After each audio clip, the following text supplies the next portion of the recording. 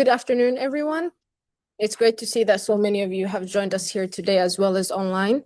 My name is, maybe I'll change that slide. My name is Isra and I'm from CSC from Finland. And I would like to welcome you to the first Urban Impact Model workshop of the TerraDT project. And I'll give you a brief walkthrough of our program today. Here you can see the event agenda. So the first segment that we have, we're focusing on presentations. So we will be starting with an overview of the TerraDT project, as well as the state-of-the-art capabilities of the urban impact model.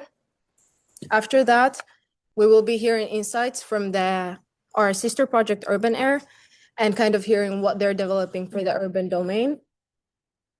The next section for that, we will be focusing on use case showcases. So kind of the relevant ones for the climate adaptations, as well as hearing more about the demonstrations of it. And we will be having 2 use cases that will be demonstrated. After the breaks, or in addition to the presentations, we will be also having an expert panel where we will be focusing on user perspectives, as well as an interactive session where we're looking forward to gather your feedback, needs, and requirements for these models. And yes, that would kind of be our agenda for today. And what's a better way to start than the TerraDT project overview? So I welcome Dev to the stage. The floor is yours.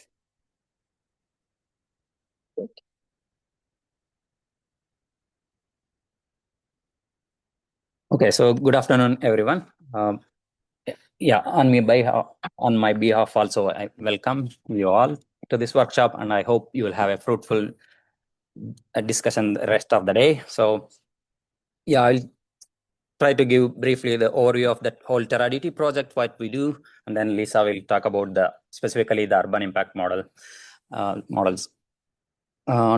In the room, maybe I wanted to know how many of you outside like TerraDT. I see many new faces. How many can you raise? Who knows about your right hands? Like, don't know about the Destination Earth or TerraDT? Like, if it is new for you who are outside the TerraDT and Destination Earth. Like, yeah.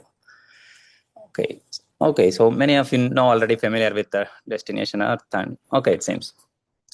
No, just to get an idea. So, but let's go on now. Yeah, so it's a new digital twin for Destination Earth, and the full name of this project is the Digital Twin of Earth System for Cryosphere, Land Surface, and Related Interactions. So to introduce the digital twin itself, the name, like it's basically, for those of you who are new to this, it's basically the replica of the Earth, virtual replica of the Earth. And yeah, I am from CSC, and I'm presenting this on behalf of the whole TerraDT team. Some key details on this project. So it's the Horizon Infra funded project, and duration is 4 years.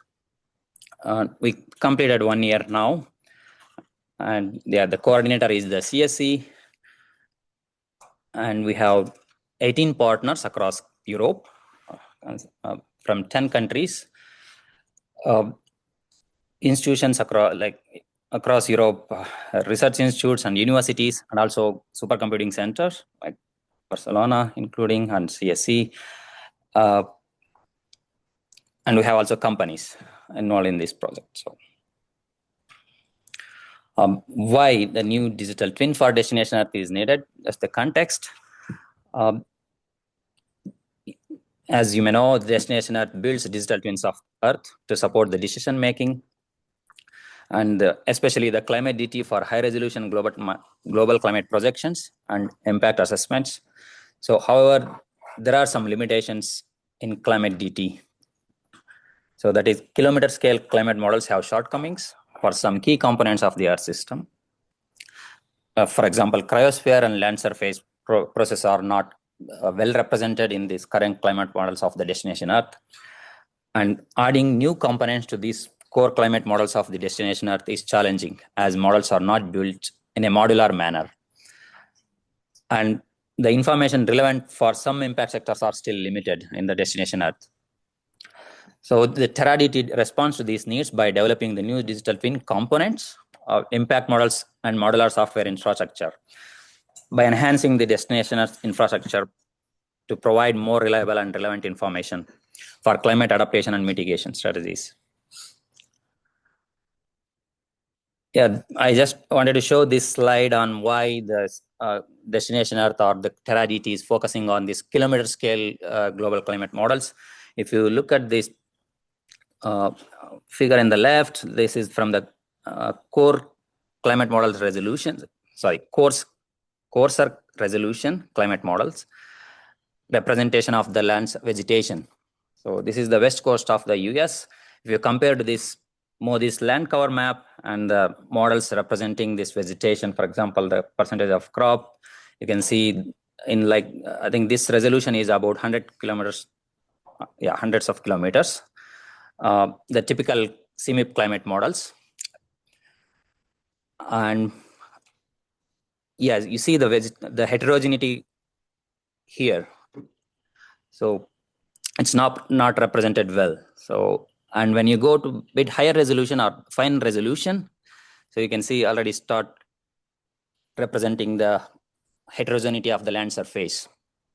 For example, I think that's very important for urban cities. So I think, yeah, in the future, it's the way forward is to really go high resolution to really realistically represent the land surface in the models. Yeah, this slide gives you just a glimpse of what Destination Earth actually is. Destination Earth Climate Digital Twin implemented by the ECMWF. The aim is to create global climate projections over multiple decades at the 5 kilometer resolution. So the main message is the reliable high resolution information on regional and local climate impacts is crucial for effective climate change mitigation strategies. So the primary objectives in TerraDT is to really develop the modular and interoperable platform and improve the climate projections and impact assessments by enhancing the representation of the land ice and sea ice, that is cryosphere, and the land surface process like the vegetation, particularly, and also integrate the AI or ML based models for accurate and actionable climate insights. So yeah, this figure shows here the modular and interoperable platform where we try to develop in TerraDT the generic coupling interface. Through that, you can plug and play the new components. So you can couple the new components to these core climate models, or you can decouple and then see the sensitivity of those new processes, for example. And yeah, also another objective in TerraDT is to really strengthen the user engagement and accessibility.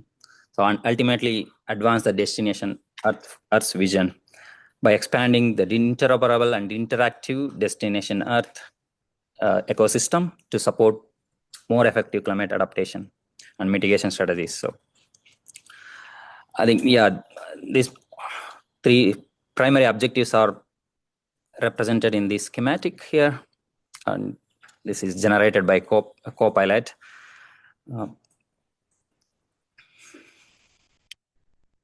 This is to give a brief architecture of the TerraDT. A workflow contains the components like new digital twin components, and the climate models, and the impact models, and then the user interface for the user interactivity. So we have this new digital twin component that we are developing in TerraDT, or land ice, sea ice, these are for cryosphere, and the land surface and the aerosols. We couple these to the core climate models, and then the results will be fed into the impact models like urban, forest, sea ice, and land ice impact models. And we'll deploy some of the impact models on the Destination Earth Service Platform, DESP. And this whole infrastructure will be deployed in the Euro-HPC systems like Lumi or Mare-Nostrum 5 or other Euro-HPCs.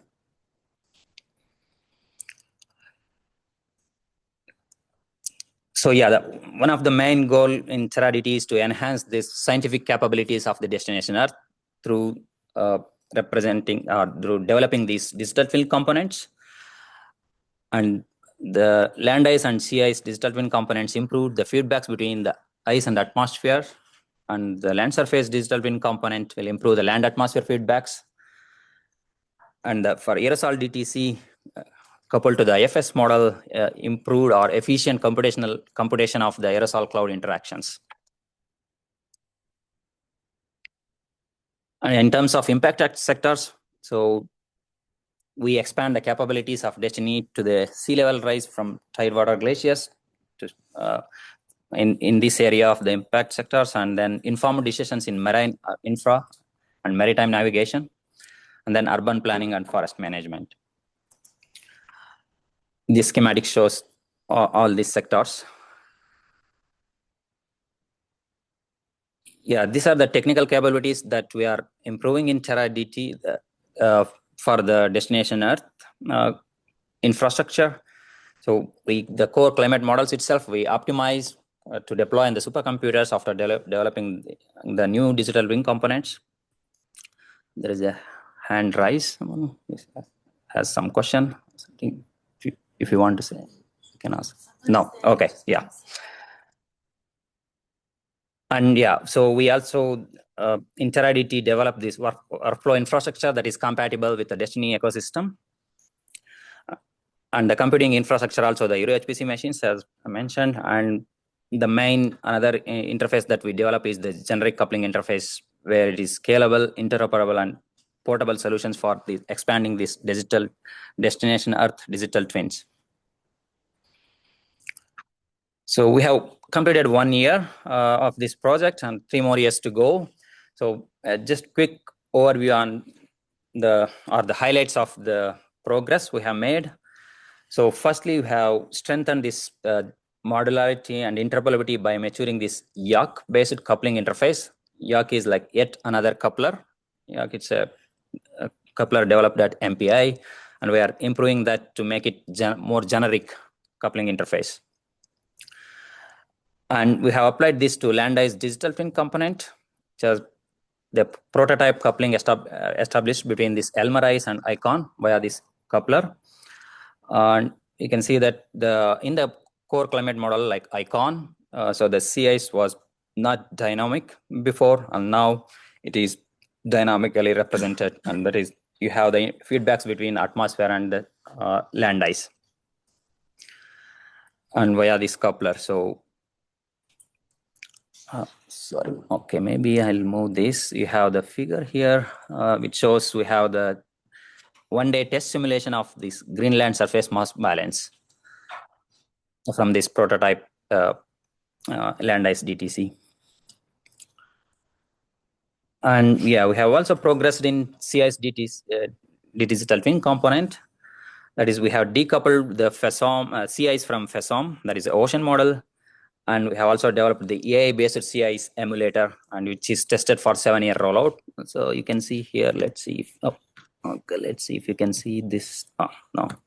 Yeah, there is an animation here to show the 7 years of this simulation actually, but somehow it's not working. Okay, but anyway. And yeah, we have also made progress in the aerosol DTC. That is, we have simplified aerosol model has been already integrated into this IFS model, and test runs are ongoing. And with respect to land surface digital twin component, we had a machine learning based dynamic vegetation model work is underway. And we have also made progress in all the impact models. And so you will hear about urban impact model today.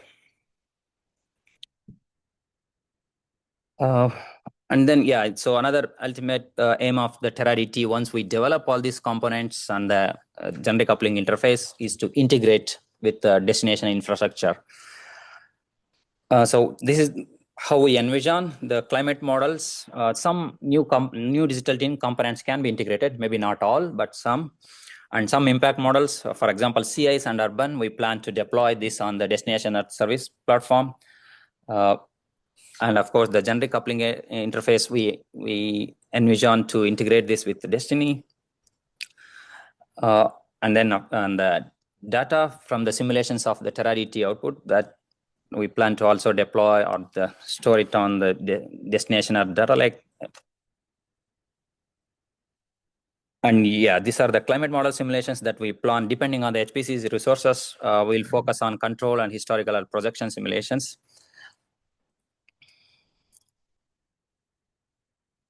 Yeah, so once we develop this TerraDT, that will be in the tags, that is tagged versions, and then ClimateDT pulls maybe not all the components, but some components. Yeah, this is a schematic to show how the integration looks like. I think once we have all the green boxes are the developments that we plan to do in TerraDT, and we possibly plan to integrate some of these components and impact models to the operational climate digital twin.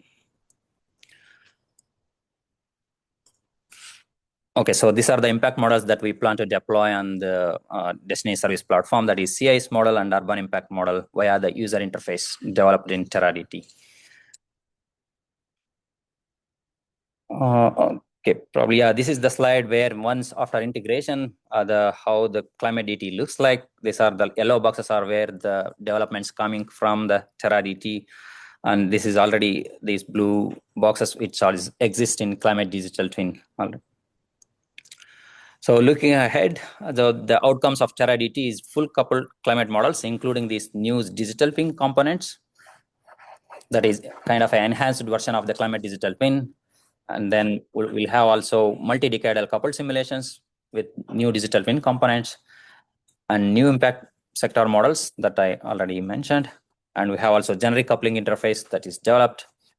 And all of this also will also improve the model performance of these models by optimizing the code, the climate models code. And yeah, ultimately we strengthen the partnerships and expand the Destiny capabilities to the new impact sectors. For example, like agriculture, the land surface digital twin component, that will be useful, or planning to couple to this agricultural digital twin component, for example. I think that's with the takeover message, I'll end my presentation here. And thank you. If you have any questions, I'm happy to take. Thank you. Can ask maybe about the impact model for the urban that you mentioned? Sorry. Yeah, you mentioned some impact models Yeah. for the urban application. Yeah. So can you develop a little bit more on what kind of? Yeah, the next immediate presentation is actually about that. So that's what I was mentioning. So yeah, Lisa will talk about that actually. So you will hear that. So.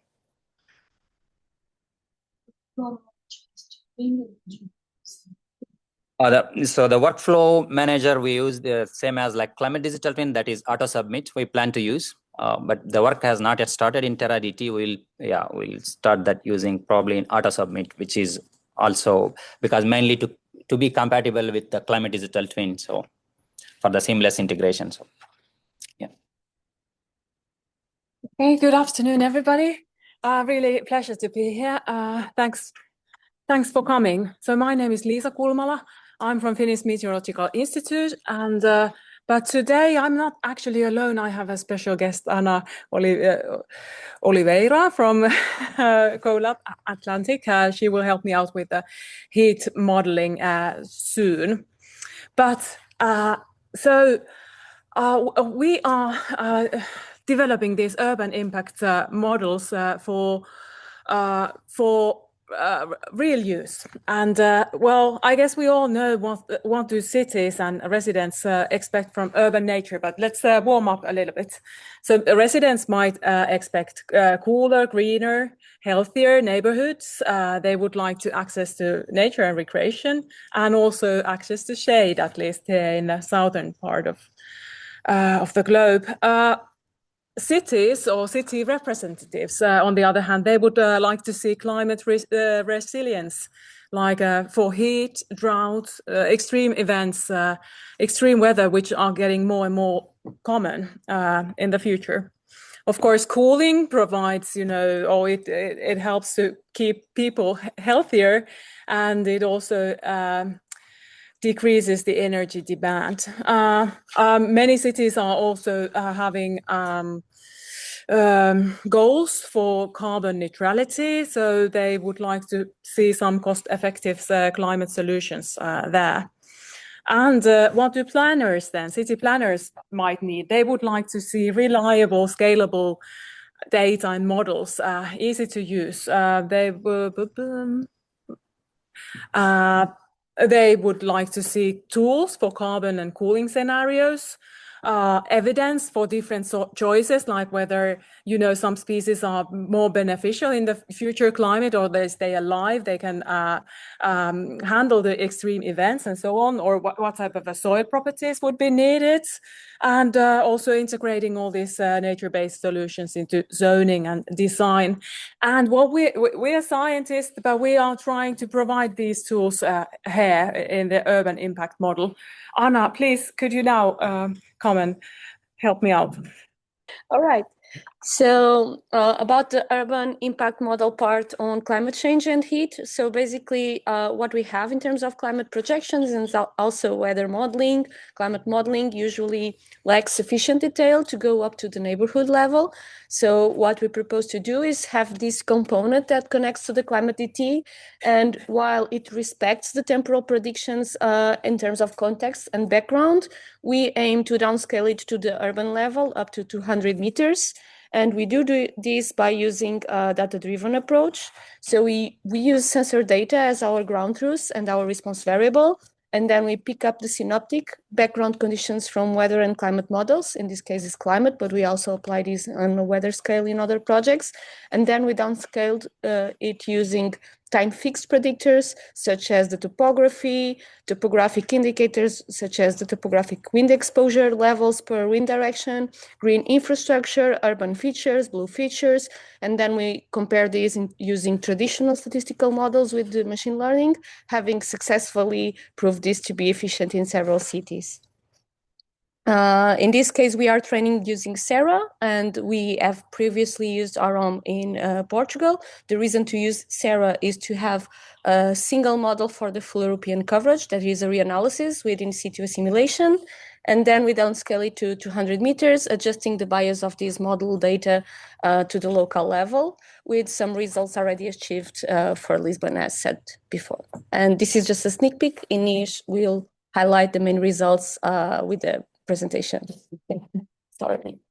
Okay, and now we continue with the carbon part. So on the right-hand side, there's a box plot or box figure with the arrows. So that's sort of just the basics about carbon cycle. So we all know photosynthesis is the input from the atmosphere to the ecosystem. It's marked there as a GPP with this orange arrow. Then there are some natural CO2 emissions coming from the plant respiration, decomposition of organic matter. That is there called as respiration. And what we see, from the atmosphere is the net exchange of those. Then, of course, the carbon balance is affected by the carbon that is brought to the system or taken out, like if you managed or you thin your forest or something like that, you take a lot of stuff out or your garden and so on. And this is well studied in many types of ecosystems, but urban ecosystems, they are very special. Well, we all know that there is this heat island effect. The temperatures are higher. There's a lot of pollution and increased CO2 concentrations. Usually the management is really intensive. There's not natural cycles happening as much or as easily as in other ecosystems. The soil is disturbed, it has been constructed and so on. So we are not able to utilize the models and data that is collected and in other type of ecosystems. That's why we put up huge measurement campaigns in Helsinki, capital of Finland, Zurich, Munich, and Paris. We measure different ecosystem types. There are lawns, meadows, gardens, forests, street trees, parks, also agricultural sites. And from those, what we were actually measuring was carbon storage, CO2 exchange, like the photosynthesis, respiration, different type of components of that. We were measuring the plant activity with different indicators, the growth, of course, and meteorology, of naturally, soil dynamics, and utilized also a lot of satellite data. And with those, we were able to test and develop ecosystem models describing carbon cycle, and we utilized a bunch of different models and came up with the best one also. But and with the model, we were able to scale up, for example, in time. This is Helsinki, and what you see there on the color is the change in the carbon sequestration in the future. The pinker the more pink the color is, that indicates that the carbon sequestration will decrease in the future climate, and the blue indicates that it will increase, that the climate change is actually beneficial for these different, some areas and some vegetation types. We were also scaling in other cities in Helsinki, or towns, if you want to say so, and looking like if there is some of the vegetation types will be more vulnerable or more resistant in the future, or how the carbon sequestration will develop there. But so we have these scientific tools, but they are quite complex. They require user, experts to use those. But in TerraDT, in this urban impact modeling, we are doing or developing those to a lighter, user-friendly models that people can use in real life, or in different type of applications, in the monitoring, planning, and so on. And soon you will hear the presentation by Leif is about what it will be, or what it is in practice. Okay, but that was my part. Thank you. So good afternoon, everybody. My name is Gian Mateo. I'm an assistant professor in UPC, Universitat Politècnica de Catalunya, and I'm also an associate researcher here in BSc, in Barcelona Supercomputing Center. And today I'm here to give an overview of a sister project of TerraDT that's called UrbanAIR. I'm here on behalf of the executive committee, the coordinator, and many people in the team. So we had enough space here to cite everyone, but there's lots of people behind this. And so my objectives, my goals for today is want to give you an overview of what is UrbanAIR, this digital twin, and also try to set some synergies and maybe raise some discussions together with TerraDT. So in a sentence, UrbanAIR is a digital twin for the urban atmosphere that aims to support decision-making. Okay, I will develop a little bit this more, don't worry. So starting for the issues that we want to address. So there is climate change adaptation, and that focus mostly on urban heat, but also on wind comfort. We also want to address this hazard response, and basically here we are focusing on air quality, but it's true that this can potentially also be used, for example, if there is a toxic gas release in a city and you want to plan exactly the evacuation plan for the city, that is a potential use.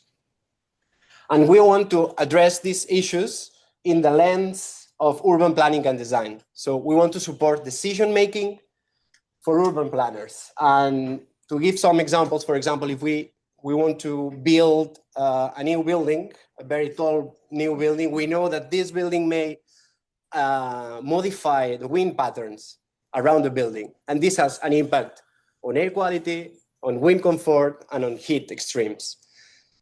That's an example of a possible decision to make, right? To build or not to build. Also, here in Barcelona, you know that we have a very high density of traffic. In fact, we have more than 5,000 vehicles per square kilometer, so lots of traffic. But at the same time, so this worsens the air quality. But at the same time, we need this mobility. So it is a little bit polemic on how to take these decisions. So here the idea is to base these decisions on evidence. That's what. So these are the goals of UrbanAIR. How we want to achieve these goals is basically connecting to destination Earth. And here the idea is to downscale the information of destination Earth to the regional, city, and urban scale. So having forward models at the micro scale. We're also very interested in behavioral modeling. So how these environmental fields will affect the behavior of humans. And the idea here is to interconnect these two informations in order to provide tools for decision making. That's the overall goal. Okay, that seems interesting, but how we are going to do this? The idea here is to center the design of this digital twin with the users and more broadly with stakeholders. So here we are dealing with NGOs, we are dealing with the business sector, the scientific community, and also the public administration. So these are our stakeholders, and particularly our users are mainly public administration that have to take the decision at the end. So we are achieving this with a large consortium over Europe. We have 18 different partners, and together we built a very interdisciplinary team, having environmental modelers, social scientists, we have stakeholders, mathematicians that provide the necessary tools for this digital twin to work, tools and technology. We also have software developers and computer science that will connect these pieces of tools, and we also connect to destination Earth. And then we have communication specialists that will allow us to reach our users and our stakeholders and go beyond the scientific community. These are some nice pictures of us. I'm not in the picture, but that's it. Wait. Okay. So going a little bit more specific on the techniques that we want to use. So we will connect to the extreme digital twin of destination Earth, and we will be nesting computational domains to perform a dynamic downscaling of the information in the extreme DT. I want to point out that we have a large range of forward models at the micro scale that goes from large eddy simulations, which is a kind of CFD, computational fluid dynamics. This is a very expensive technique to understand how the flow moves at very high resolution scales. So we have large eddy simulations. We also have Reynolds average Navier-Stokes, which is a little bit less expensive, but still very expensive. And also we have more simple solutions like Gaussian dispersion models. So the idea here is that depending on the answer that you are looking for, you will use one model or the other. So having this modular capacity is one of the goals of UrbanAIR.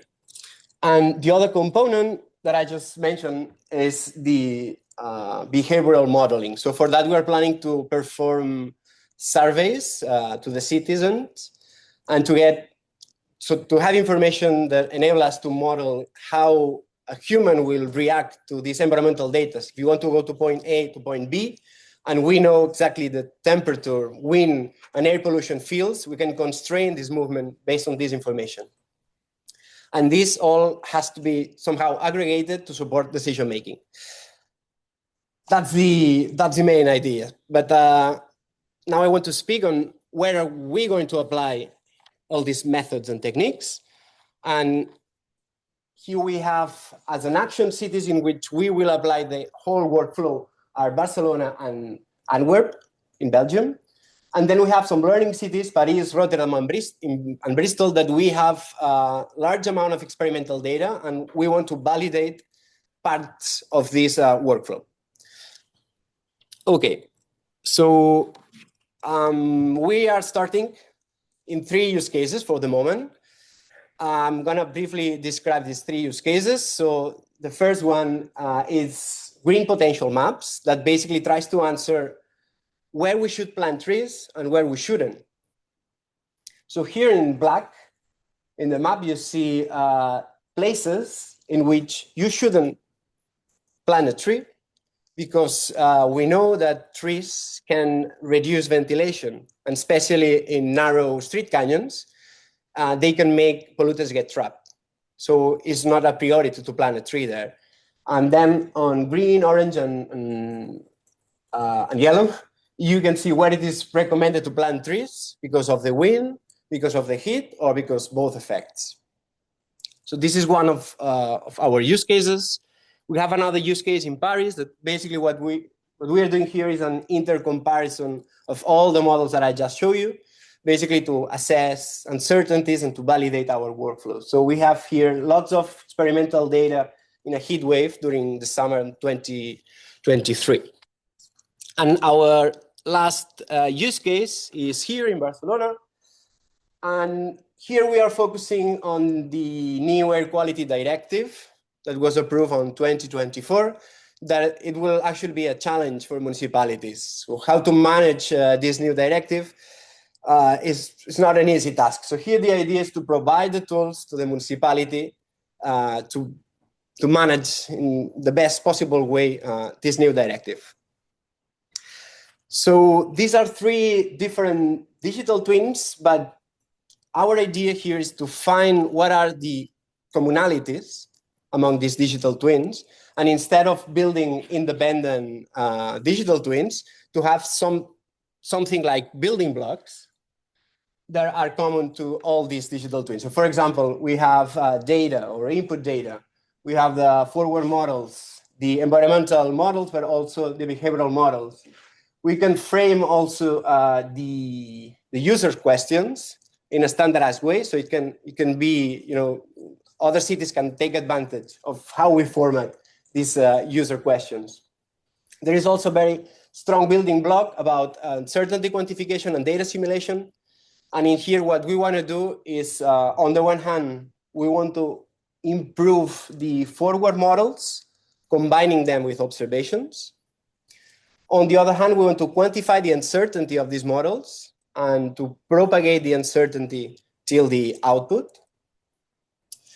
And also what we want to do is, because these forward models can be very expensive in terms of computational power, we want to build surrogate models or emulators that does the same as the forward models, but at a fraction of the cost. Basically, you have to train them, but once are trained, they are very, very fast. And also, well, we want to standardize our output so it can be replicated to other cities. Okay, that's, I don't know, how much time do I have? I'm more or less okay, no? Yeah. So I have like 5-10 minutes. Less than that. Okay, I'll be quick. So because we are here in Barcelona and because I'm most working on this use case, I want to speak a little bit more on the use case of the clean directive here in Barcelona. And what we are doing here is, for the moment, we are downscaling the CAMS information using a Gaussian dispersion model. Forward modeling. So the output of this model then is bias corrected with different observations, and we get a bias corrected NO2 map of Barcelona. So this is a pollutant that mainly comes from traffic, and here you are looking at the annual mean of NO2. And once we have this, so there is as I said, there's a strong focus in the project to assess the uncertainties. So we are able also to map the uncertainty of the NO2 fields. And here, for example, in these yellow colors, you can see the monitoring stations that we have in Barcelona. So when we merge the output of the models with observations, we get less uncertainty in where we have information. And as you go farther from these stations, you will increase your uncertainty. There is also an uncertainty associated with the regression model of the correction. So if you are correcting a range of values that is away from your observational data, you are more uncertain. So that's why, for example, here in Collserola Mountains, And in the heavy traffic districts in Barcelona, you have high uncertainty. And our idea is that somehow we think that this should be useful for decision makers. So at this stage, maybe you don't see it, but it's a way to interpret the output of a model. So our idea here is to merge this with the regulated threshold. For the new air quality directive, we know that the threshold that we cannot exceed is this 20 micrograms per cubic meter. So we built probability maps of exceeding this threshold.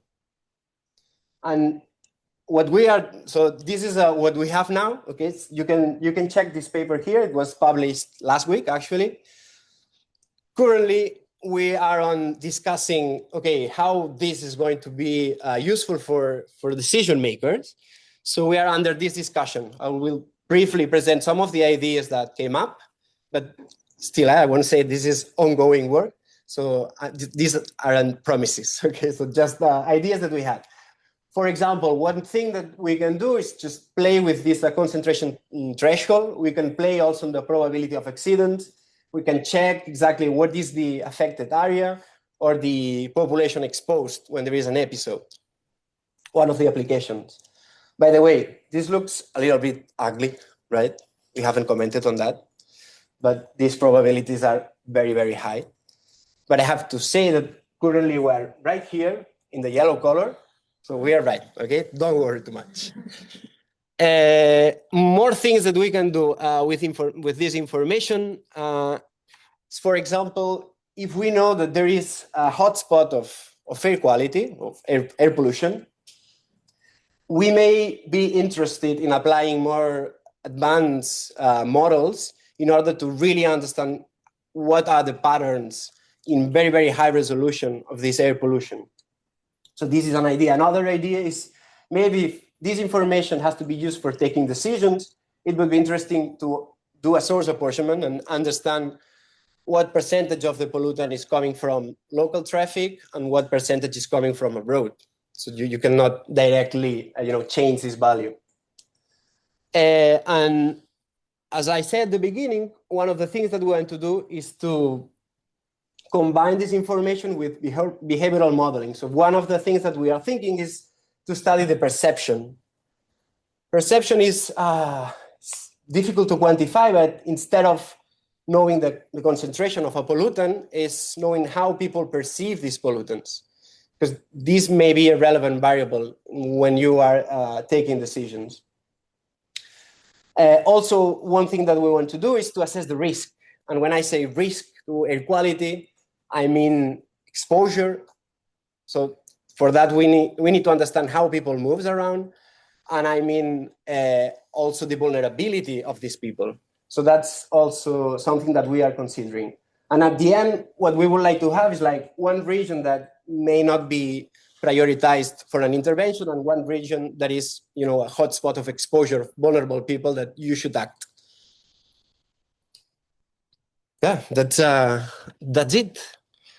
And if I have one more minute, I would like to wrap up my presentation with the main message. So here what we are doing is co-creation to get a specific digital twin for a city.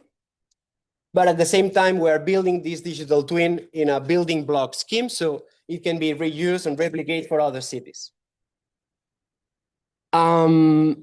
Also, we aim to integrate this environmental data with behavioral models to better support decision-making. And finally, we are really interested on assessing, quantifying, and propagating uncertainty. And for that, we may need to build emulators and surrogate models that require statistical machine AI models. Yeah, that's it. Thank you very much for your attention. And yes, if you have any question, I take no questions. Great. Yes, thank you. So now we will be moving on to the use case showcases and demonstrations. And the first one is presented by Ines for the mapping of heat exposure extremes in cities. Thank you. Hello, everyone. Good afternoon. I'm Ines Girão. I come from Plus Atlantic Collab. and I'll be presenting a bit on the component of air temperature on the urban impact models.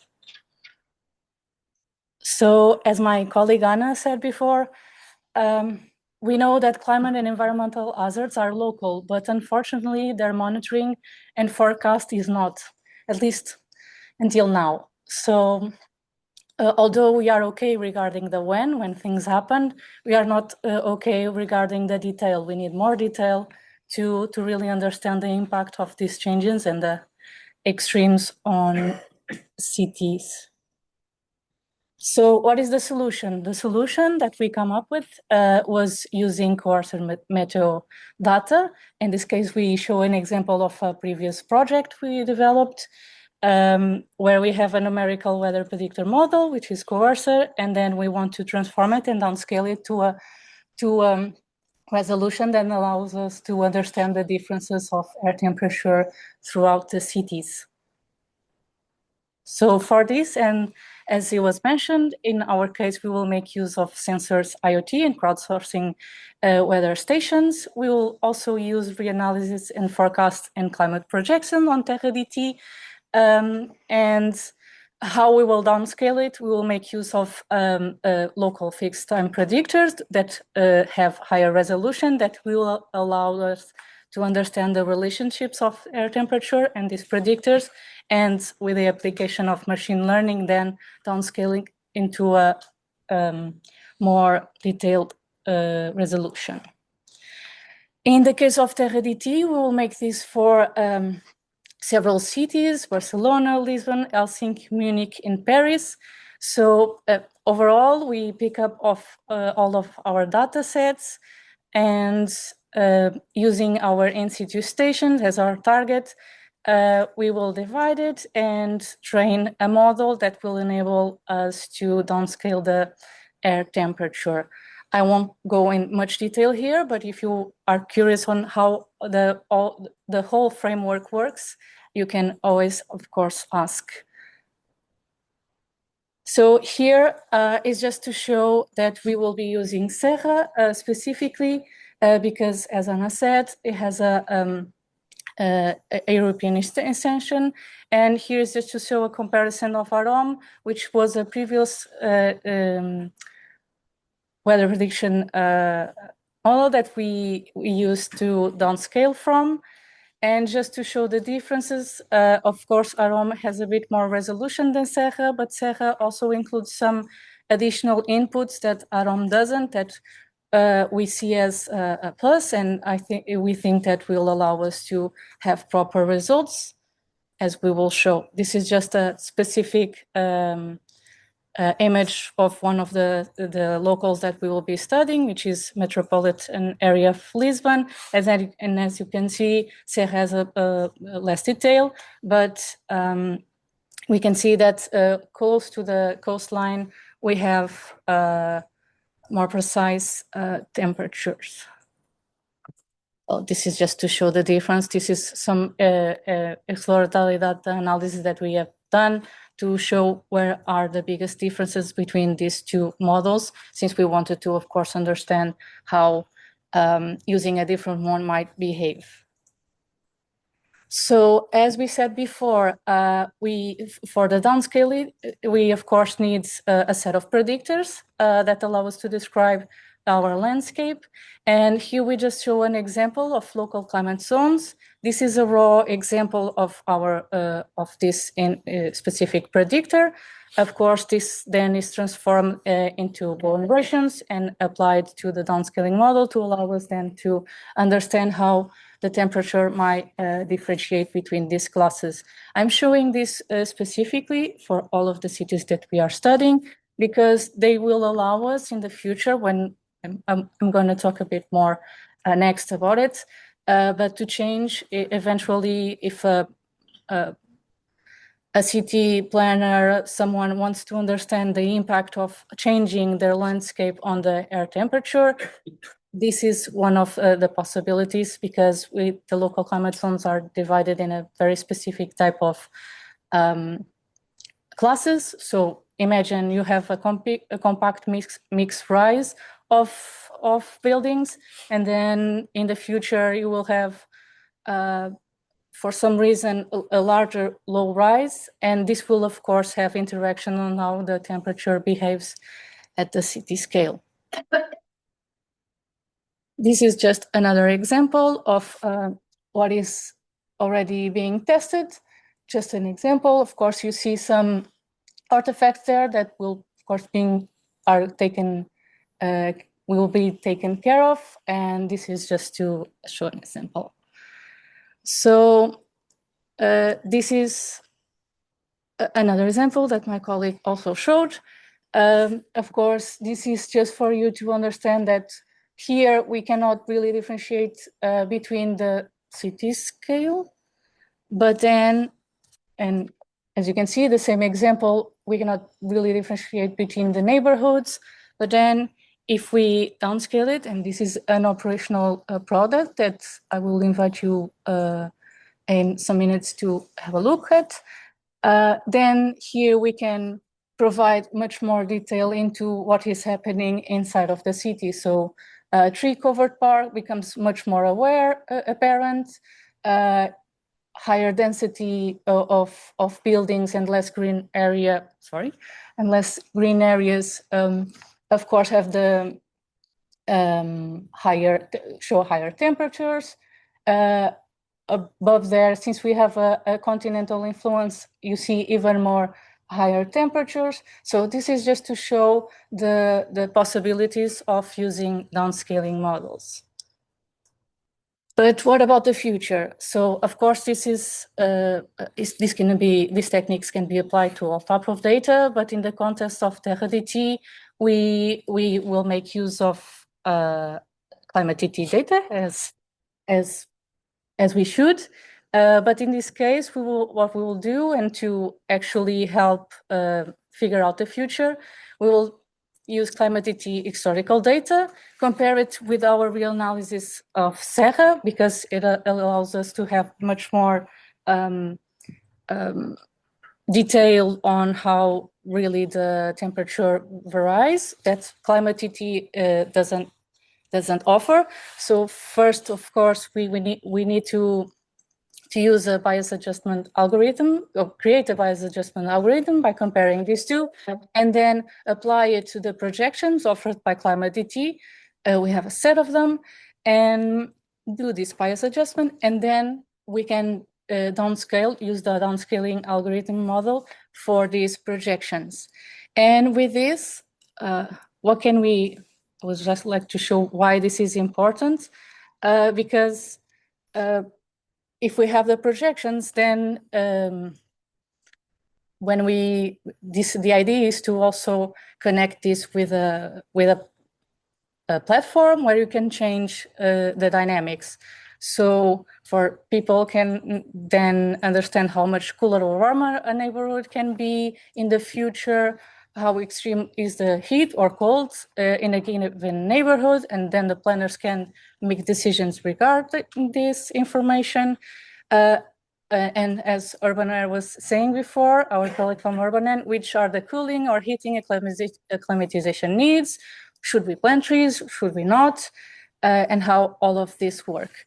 I would just like to show a brief video of the current operational model that we have in Lisbon, and also some examples of, not sure if it's heat wave, but then you can see that the artifacts are not as present. So this was based in Arom.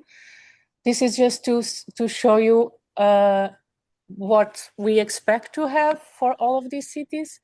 And also based on this, then we can have indicators as heat wave intensity, severity, and heat island effect to then be in this platform, and for the user to be able to interact and see how the implications of these changes of classes, such as LCZ or land use land cover. It depends on how it will follow. But essentially, this is it.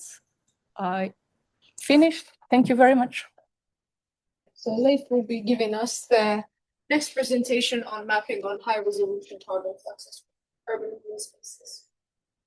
So hello everyone, I'm Leif Backman from Finnish Met Institute, and I will give you a brief overview of the work that we have done related to mapping high-resolution carbon fluxes from urban green spaces. We have a small team working on these urban studies, me and Veera and Juha, and also Lisa, who is leading the carbon cycle group. Okay. So the urban vegetation provides heat mitigation, biodiversity, and well-being and carbon uptake. And what I'm going to focus on today is how the urban vegetation exchanges carbon with the atmosphere. And so how can we how can we estimate the current and future carbon fluxes in urban ecosystems? So typically we would use land surface models, which are physically based and can be very useful for this task. And they produce also, in addition to the fluxes, they also produce other information like soil carbon and hydrology related data. But because urban ecosystems are very fragmental, so we in practice need to run these models at very high resolution. And also, if we want to look at the impact of future climate change, we need to run these models over long time periods, and this can be quite computationally expensive and also requires quite a bit of expertise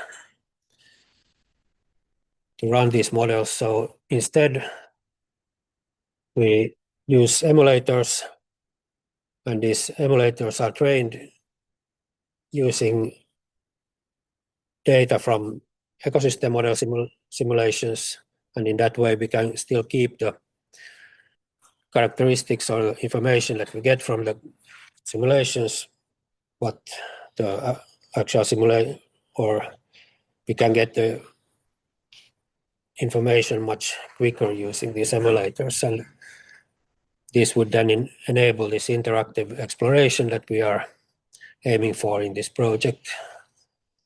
And as was mentioned in the previous presentation already, we have 6 demonstration cities: Barcelona, Lisbon, Munich, and Paris, Zurich, and Helsinki. And I will show you some examples from Helsinki, where we have developed these emulators for the carbon fluxes. So we have made emulators for the gross primary production, GPP, which is basically the carbon that is taken up by vegetation through photosynthesis, and the net ecosystem exchange, NEE, that is then the net exchange between the ecosystem and the atmosphere. And we run the model at 50-meter resolution for the Helsinki municipality area, and we use representative land cover types or ecosystem types, different trees, lawns, and crops. And we use observation-based methodology for driving the ecosystem model and also as predictors for the emulators. And this work has been or will be soon published in a paper led by Veera Vasenkari. And so because any problems in the ecosystem model will also be inherited by the emulators, so we first want to make sure that the land surface model produces reliable results. And we have been studying the JS land surface model in several papers, recently published papers, where we have compared the model results to different observations, but also then we are compared to other models of different complexity. And here is just a small example of how the model performs for a pine stand over 1 year, and we can see that the model reproduces quite well also the day-to-day variation, but also then the seasonal dynamics and the magnitude of the changes in both GPP and NE.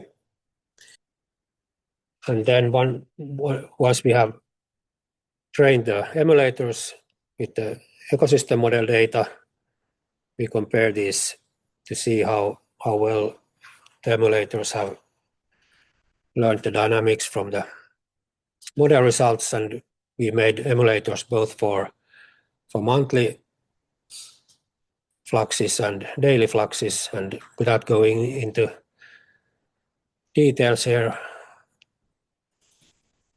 we can say that the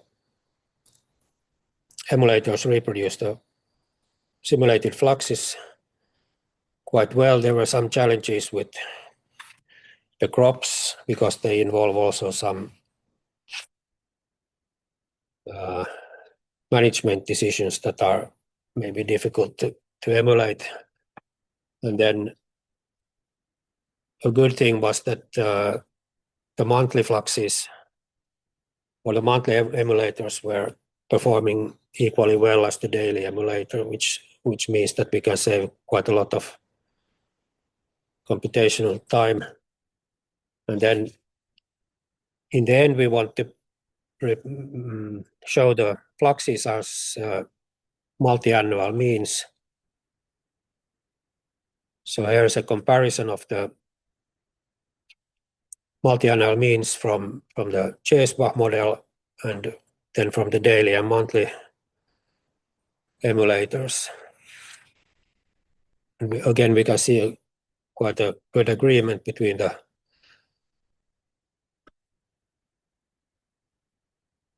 different fluxes, maybe with some challenges in lawns, because trees are typically sinks and agricultural crops are sources, and then the lawns are quite close to being neutral. Depending on the year, they can be small sinks or sources, but in this case, the model indicated that the lawns would have been a small sink, while the emulators gave them to be a small source. So to get from these emulators for specific ecosystem types to map-based flux information, we then use land cover data. Here we use the Helsinki metropolitan land cover data, and here I plotted only the buildings and then the vegetation. And the overlaid grid is a 50 by 50 meter grid, so you get an impression of the scale that we are working on. So there is within each grid box there is a certain fraction of each ecosystem type, and then when we run the emulators for each grid point, we get a map of fluxes like this, where you can still see big roads and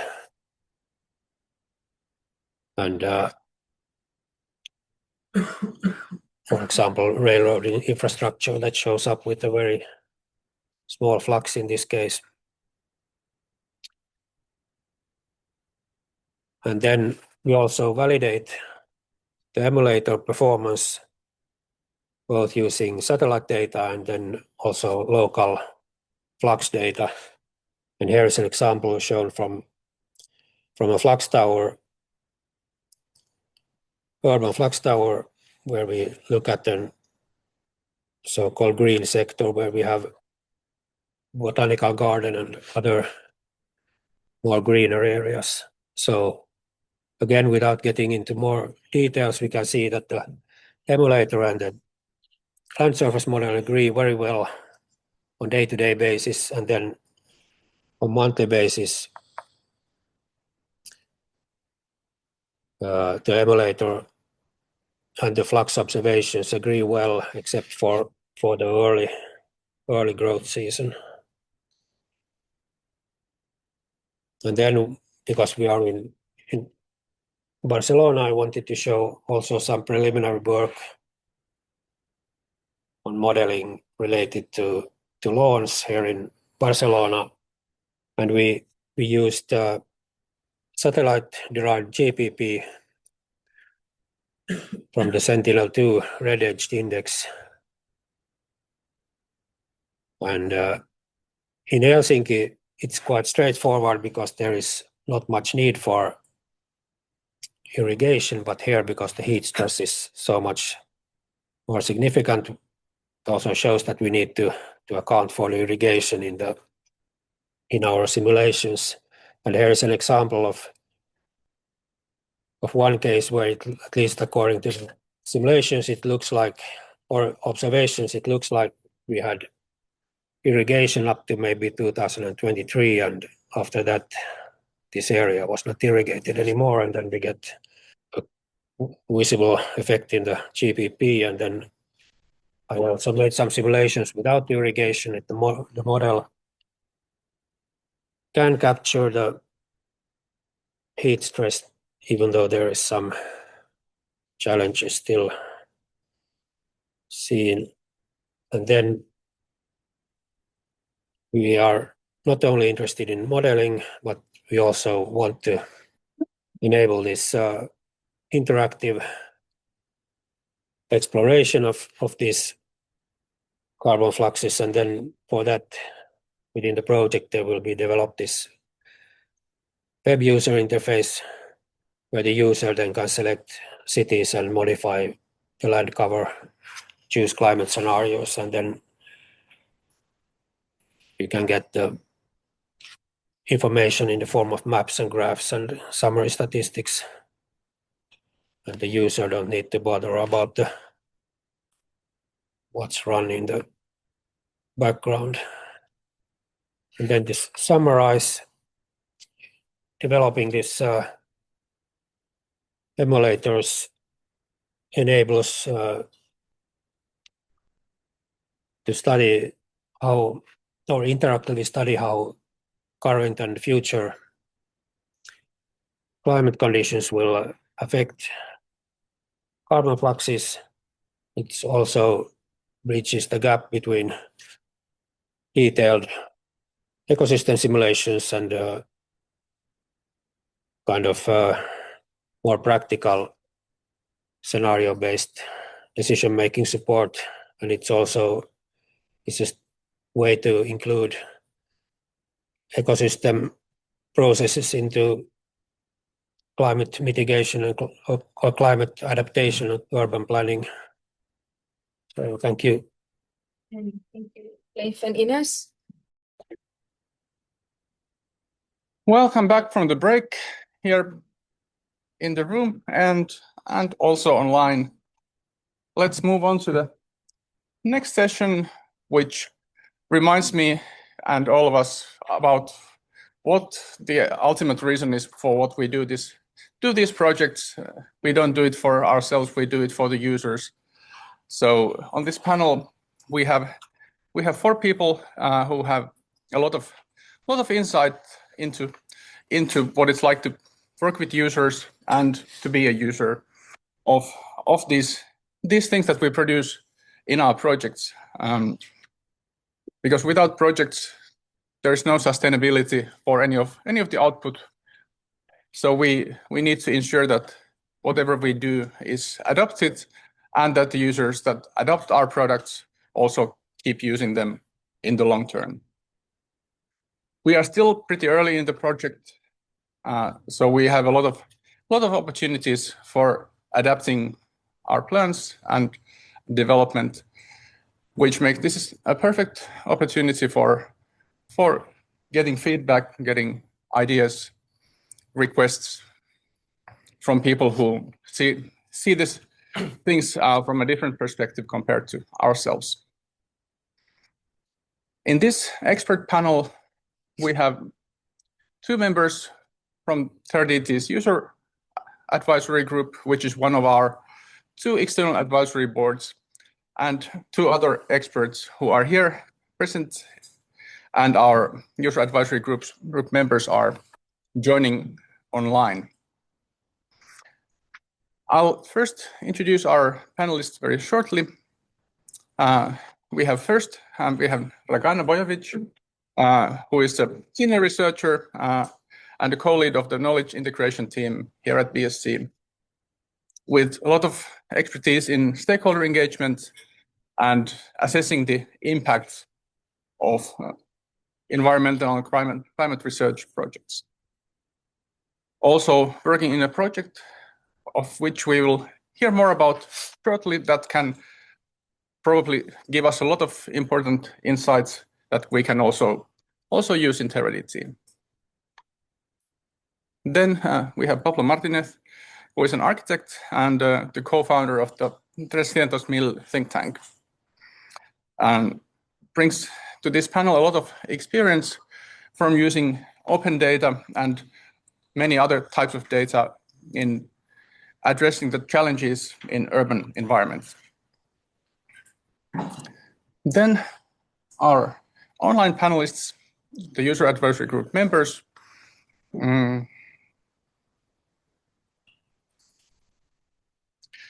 We have Jana Beck from the University of Helsinki, the Faculty of Agriculture and Forestry, who is a professor of the forest atmosphere interactions, also leads a research group on ecosystem processes, and has focus in ecosystems and ecology research. And finally, we have Anu Riikonen, who has a background in agriculture and forestry, works currently in a company called Sitowise, doing urban planning, design and consulting, and especially focused on urban trees and urban ecosystem ecology. Welcome all of you. It's a pleasure to have you here on this panel. I will also invite the audience to ask questions after this first round of 2 questions, for which I'm addressing all of our panelists one by one. And the first question I would like to ask is, when you look at, from your perspective, what do you think are the most urgent needs users have when they approach digital twins in the field of climate change adaptation, especially when it comes to urban environments? Yeah, maybe not speaking really about user needs, but about whether they can address these needs with what we are producing. For example, the services that will come from TerraDT. I think for that we need accessibility, so that to make sure that what we do is accessible for different users. Otherwise, we cannot even use the term user, because we cannot expect from stakeholders to really use services that are not aligned with their practices and their knowledge and their way of doing and using science to make decisions. And in this sense, it's very important to understand also, and sorry, I just wanted to start with this. I think it's important to set the scene, to understand what's the term user. So I think we use it very generally, and it's not a homogeneous group. So even when we speak about users, we need to understand which users we are targeting, who we want to address, whose decisions we want to support. So I would say, when they come, they need it. The platform that has echoes with their way of working and their practices. So that I would say that's the most important. And that would open us the next step is to address really user needs. You're saying that identifying the users, knowing the users, and understanding them, and knowing how to address each specific type of users. Right. Understanding also the context in which they work and make decisions, so that these platforms are usable. Okay. Yeah, from my point of view, I understand that there is a big gap between the data and the final decision. So the data that we are producing in this project is quite new. So it's the first time that a public servant has in the table, no, to take a decision. So the first reaction is that they don't know what to do with this data. No? So it's not only how we provide the data, how this data is accessible, is imagine with them what we can do, okay? Because for the first time, nobody imagines, there's no reference about a decision that has been taken with this data. No? So it means that it's provide the data, but together with them, that it's something that I think that Pranana will explain, no? How we can design the policy, how can we understand which is the utility of this new data. Mm-hmm. Yes, and this also ties to one of the key factors, how digital twins are different from traditional modeling, this more democratic nature, access for wider audiences, more transparency, openness. It's certainly an important factor. Then let's take from online.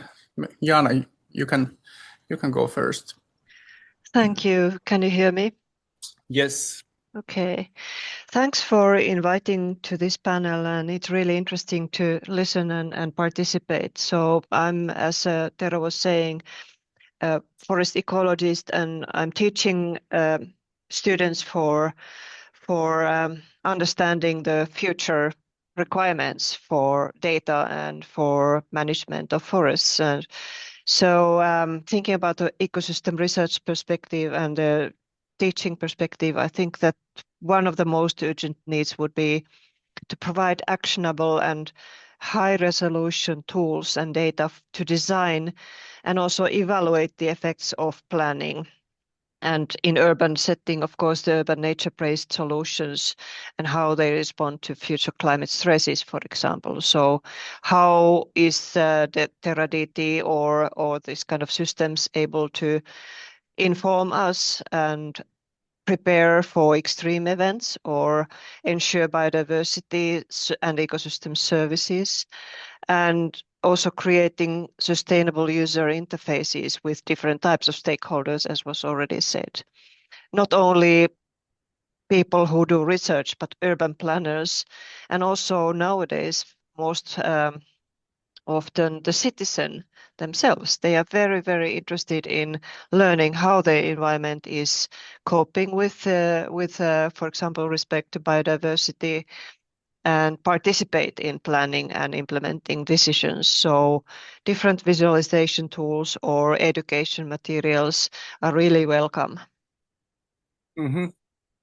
Indeed, and the quality of the data and quality of the services, it's both are very, very important, and the impact they have, and measuring the impact, which we will look at more closely at a later stage. Thank you, and Anu. Good afternoon. Good to be here. Thank you for the invitation. I think Jana mostly said what I was thinking to say here. So it is really important that we can see the effects of different changes that are planned in the urban environment. We can predict the changes to some extent, see the effect of decisions, what it would be if we'll be able to test different scenarios. But I think the data that we mostly need in civil engineering, the stormwater management is constantly a high priority, and urban environment is so heterogeneous that it's really difficult to predict in small spatial scale what is going to happen when rainfall changes or transpiration changes. And another thing that is urgent in a way is the new nature restoration regulation that is going to be EU-wide. We need some way to understand not only how many trees should we plant more to achieve the targets, but also the trees that we already have, how are they going to develop? And we don't have that kind of scale of information at the moment. Mm-hmm. Yes, it's true that the urban environment is challenging and very dynamic, especially compared to certain other fields. For example, we have the forest impact model, and if you're monitoring a tree, it's okay if you check in on the tree once a year, but the urban environments are constant flux. So that makes them very, very different for sure. Then another question for all the panelists. What would you say that we covered this a bit already, but let's go more deeply into the applications. What would you say are the most crucial characteristics of a digital twin for it to be successful? For example, if you had to choose one or two, let's say, among examples such as high resolution, accuracy and trustworthiness, usability and accessibility, or something that hasn't been mentioned yet specifically, interoperability, or perhaps something else. So all of these are very important, but now let's try to see that from your perspective, which one do you think is just slightly more important than the others? Let's go in the same order. It's difficult to choose one element. I think Jana mentioned, for example, that high resolution is very important for urban problems. So that's definitely one of the benefits. I would say the trustworthiness is something that is very important. That is not easy to build because we keep learning more and more about climate. So it's not something that is stable. It's very dynamic knowledge. So you need to have the constant interaction with stakeholders so that they keep learning with you and we keep learning from stakeholder context. What is also, I think, very important with these new platforms, and again, Jana mentioned, I don't know if Jana or Anu mentioned that this is curiosity and that urban stakeholders are curious to explore it themselves. So if you enable a usable environment that can sparkle this curiosity, that's great. And for that, we need to be very careful not to overwhelm, not to be too sciencey, as we know, to be, so that's something that would be curious, that is visually attractive, that tells the story, and that stimulates stakeholders to explore it further. Mm-hmm, mm-hmm. Yeah, indeed. When given the chances and the right tools, then people can be very, very curious about these things. And we had a very good example in Finland. There was this bird monitoring application, which was actually included in the biodiversity digital twin, a true citizen science application, which is super, super popular, the second most popular education application in Finland for many years. Of course, from my point of view, that I'm urban planner, resolution is important, temporal resolution and spatial resolution. But I think that's something that is happening now that we are seeing more often different digital twins. It's the possibility of understanding the science that there is behind, no? Because finally a digital twin is an interface, so it's also hidden the scientific part, no? And it's important continue understanding the complexity that we have behind. If we use twins to simplify and don't show the complexity, finally we are putting at the same level a super good model with high capacities, blah, blah, with another model that is very bad, no, and has also the same interface. And this is super important because every time that we do dissemination and we arrive to different users, the low-level users are not able to make this difference, and we need to teach them, and we need to show where is how is the science that we are sharing with them. Mm-hmm. Yes, for sure, it's important to manage the expectations and also make sure that the users know what they can do. And yes. Okay, Jana. Yeah, I fully agree with the previous speakers, and I think that one of the things that I might be adding here is that anything that is related to the applications has to be transparent, and the uncertainties have to be transparently visible or at least traceable, so that people who use them are able to see what is the foundation, how the data was curated, and how the uncertainties have been taken into account if you build a scenario, for example. Mm-hmm. Yeah. So transparency. Yes, and Anu. I'm in an easy position to agree with everybody, and then I don't have to pick, but I do really agree. And I think what Jana said, it's pretty important. The transparency is trust. It creates trust. It makes it possible to trust the data. But one thing that maybe hasn't come up is also commitment to availability. So if you wish that the data is used, and especially if you wish it to be processed further and used in applications that you don't maybe quite foresee even yet, the availability has to be continuous. It has to be stable. It has to be something you can rely on if you want to build on it further. Yeah, and this reminds me of the FAIR principles, that it needs to be findable, accessible, interoperable, and reproducible. So that's an important factor for sure. Thank you for these answers. At this point, I will open the floor. If the audience has any questions, or if there are questions online, you can also ask questions at a later point. The next section, we will move on to looking at these different sectors more closely, and each of our panelists represents a certain aspect of this. As we saw in the previous round, everybody sort of agreed on everything, but still had their own perspective, which is exactly what I was looking for. And let's start with the scientific foundations and the ecosystem knowledge. And Jana is our expert here. So my first question to you specifically is about the ecosystem and climate processes, which, as we know, are complex, dynamic, and interconnected. And these questions can be addressed from bottom up or top down.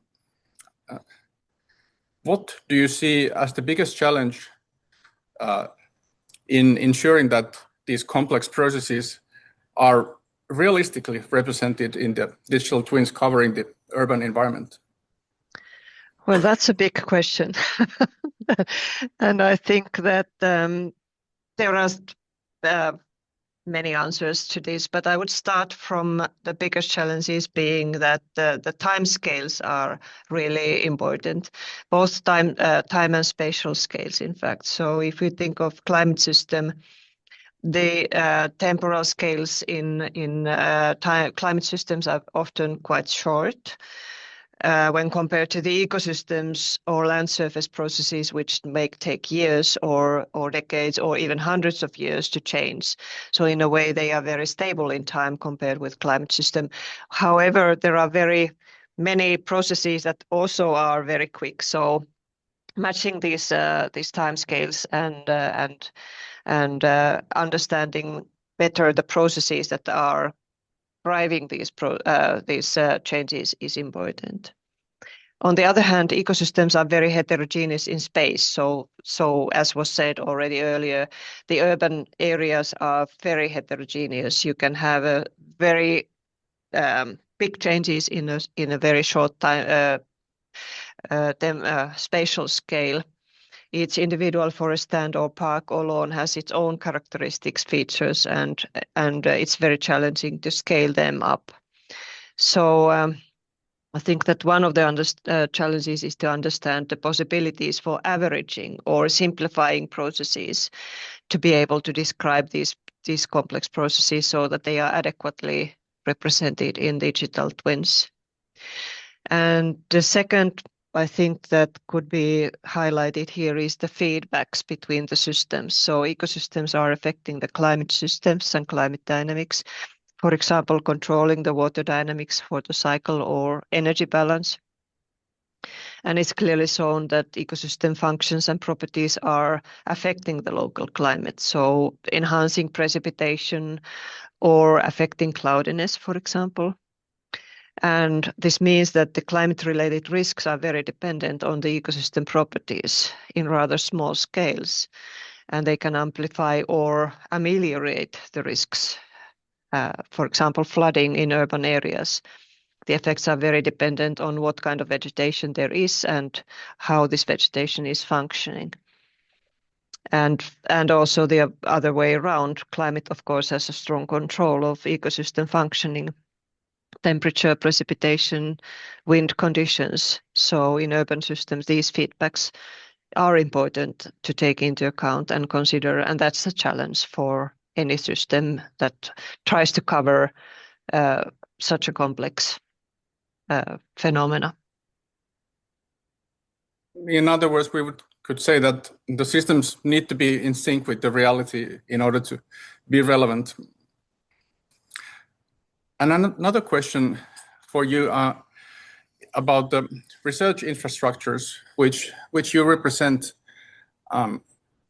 Earlier, we have heard about the observation networks that TerraDT relies on, which have to be high quality and operate on a long term. But what are the research infrastructures specifically looking for from scientific and operational point of view that would make them trust that TerraDT is worth adopting in their workflows? I think that one of the important things relates to the transparency, and the trustworthiness is, of course, dependent on how the information is conveyed to the models and to the output. So the users would need to see that the data interfaces are really grounded on established physical and biogeochemical principles, and they represent the basic processes correctly, and they are also validated by independent data. So that gives the outputs credibility. And then I also mentioned previously the uncertainties. So the uncertainties have to be properly flagged and transparently verified. So I think that TerraDT should provide propagated uncertainty estimates, statistical confidence intervals, sensitivity analysis, and of course clear documentation of any kind of uncertainties, structural or data-driven or whatever on those model outputs. The other thing related to the trust and usability is that the infrastructures often are fundamentally bottom-up driven in their data provisioning. There are people going to the field and collecting data, measuring objects, then they come back to the laboratory. And many of those people are specialists on their fields, but they are not specialists on data management or data curation or data architectures. So although they are aiming at fair, compliant data processes and transparent and open data, they still might struggle with adoption of the systems perspective. And for this purpose, I think that it would be really, really important that TerraDT could provide focused training for the bottom-up level, enabling them to see the benefits. It's not just a burden for them, but it's really benefiting and helping them to provide the open data and curate the data the way that it should be done. So this would be a great opportunity for TerraDT that could be done together with the infrastructures.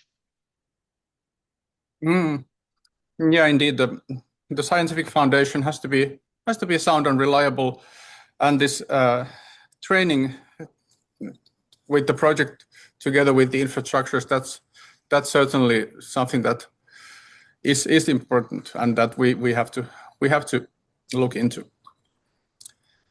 Thank you. Let's step towards the practical implementation of this science, and in particular, let's look at the urban planning and greening. And here our expert is Anu, for whom my first question is, you have a lot of experience in implementing and designing climate change adaptation solutions in a nature-based way. What are the most common challenges and obstacles that cities face when they are doing this? Yes, this is of increasing importance and interest for cities for sure. I would say that there are problems, there are challenges. One very clear one is the lack of space and how expensive space is. So especially in areas which are already built and we are doing retrofitting, nearly all or most of nature-based solutions, they require some land use. So it is difficult to find the plots, for example, stormwater management, ponds or filter areas with plants. It is also difficult in new areas because land is at premium in urban areas. So the cities also need to get their money's worth from the space that is within the urban infrastructure. Another thing is maybe that it is difficult to be quite sure what we need to be prepared for. We do know that there will be more rain, more unpredictability, more heat, but how much more? Because all the measures that we take to be prepared, they all cost money, taxpayers' money, and the officials, they want to be really sure that they are reacting on the right level. So in that way, the level of information is maybe not quite there, and doesn't mean that nothing is done, but it's difficult to assess what is the correct level of response in building, for example, stormwater infiltration.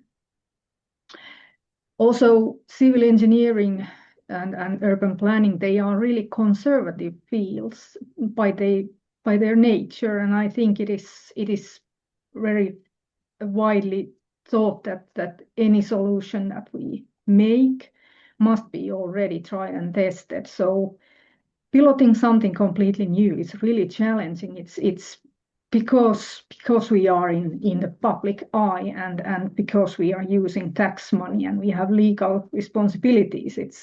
It's really not easy to pilot something that is not tried and true and well-known engineering solutions. So these are at least some of the top challenges in implementing nature-based solutions. Doesn't mean that we are not doing it. We certainly are, but they are not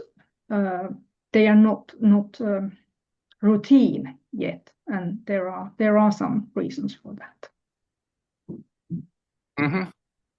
Yes. So there needs to be an incentive. It needs to be interesting for the decision makers to make these changes, and then also we and the scientists that we are basing our work on need to be confident in the answers, and then we need to convince the decision makers on that. There's like mistakes in this are very costly. That's for sure. Then the other question I'm going to ask you is about micro conditions, which affect urban trees and the soil. How would it be possible for a digital twin to capture and present this variability in a way that planners and designers can use it in their work?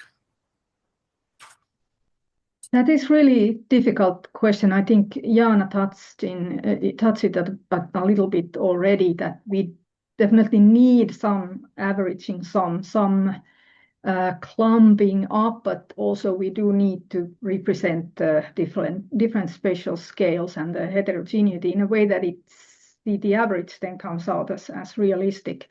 It is really difficult to capture the variability. I struggled with that when I was still working in research. I don't think there are any really brilliant solutions for it. We did try, and what is often thought of is can we classify urban sites by land cover or some other way, and then would those classes or some other basis of classification, would it be able to represent the differences in, for example, growing conditions or soil infiltration capacity by those classes? But I haven't seen much success with that, but I think it is still viable route, perhaps. The land cover data is really accurate now. Nowadays it is in meter scale, what it certainly was not 10 years ago. And there could be some solutions there, but also I feel that if you look at the different microsites in urban environment, we don't quite understand what they consist of and what factors in them are the most critical, for example, plant growth or transpiration from those environments. So I do feel that we need a little bit better theoretical understanding of the urban environment before we can then scale up and average and come up with the kind of data that is not too accurate either. So it's challenging, but it's possible and it's potential for the future. All right, thank you. And after the science and implementation, let's circle back to the project and look at the user engagement, how we measure the impact the project has, and what are the ways that we can try to ensure the adoption of what we produce here. And Dragana is the one I'm going to ask about this. But first, I'm asking you to tell a few words about the project that you have been working on. I think it's a good moment. Thank you. Want to move the preview so that Yes. So the project is called Impetus for Change, which stands for Improving Near-Term Climate Predictions for Societal Transformation, or as we like to call it, it's where urban practitioners, social scientists, and modelers co-create novel climate knowledge.